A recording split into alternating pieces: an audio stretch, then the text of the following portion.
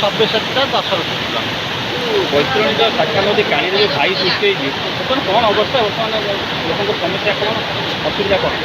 ଦେଖନ୍ତୁ ଏ ଆଜ୍ଞା 10 ବ୍ଲକର ବୈତରଣ ଶାଖା ନଦୀ କାଣିରେ ଯେଉଁ ଘାଇ ବ୍ରହ୍ମଚାରୀ ପାଟଣା ପାଖରେ ସୃଷ୍ଟି ହେଇଛି, ଯାହାଫଳରେ କି ହଜାର ହଜାର ହେକ୍ଟର ଜମି ଜଳମଗ୍ନ ହେବା ସହିତ 5-10ଟି ଗାଁ ବ୍ରହ୍ମଚାରୀ ପାଟଣା କୁହନ୍ତୁ, କମାଳପୁର କୁହନ୍ତୁ, ପଲାସାହି କୁହନ୍ତୁ କି କୁଅର ସାହି କୁହନ୍ତୁ କି ଆମର ଆକୁଆ ସାହି କୁହନ୍ତୁ, ଏଇ ଯେଉଁ ଘାଇ ଫଳରେ ପ୍ରତ୍ୟେକ ଗାଁରେ ପାଣି ପଶିବା ସହିତ ପ୍ରତ୍ୟେକ ଘର ଭାଙ୍ଗିଯିବା ସହିତ ଏବଂ ପ୍ରତ୍ୟେକ ହଜାର ହଜାର ଲୋକ ଜଳମଗ୍ନରେ ଅଛନ୍ତି। ପ୍ରଶାସନ ତରଫରୁ କ'ଣ ପଦକ୍ଷେପ କିଛି ନିଆଯାଇଛି? ନାଇଁ, ଏ ଯେଉଁ ଘାଇଟି ବର୍ତ୍ତମାନ ଏ ଯେଉଁ ନିକଟ ଘଣ୍ଟେ 2 ଘଣ୍ଟା ଭିତରେ ହେଇଛି, ଯାହାଫଳରେ ପ୍ରଶାସନ ଏଠି ପହଞ୍ଚି ପାରିନାହିଁ। କିନ୍ତୁ କୌଣସି ପୂର୍ବ ପ୍ରସ୍ତୁତି ନଥିଲା ଏ ଜାଗାରେ ଅଚାନକ ଘାଇ ହେବା ହେଲା, ଯାହାଫଳରେ ଅଳ୍ପ ସଂଖ୍ୟକ ଆଶଙ୍କା କରାଯାଉଛି ଯେଉଁ ଘୋଳିଆ ପଡ଼ିଥିଲା ବାଲି ବର୍ଷା ଅଳ୍ପ ଅଳ୍ପ ପକାଉଥିଲେ ଘାଇ ହେବ ବୋଲି କୌଣସି ସୂଚନା ନଥିଲା।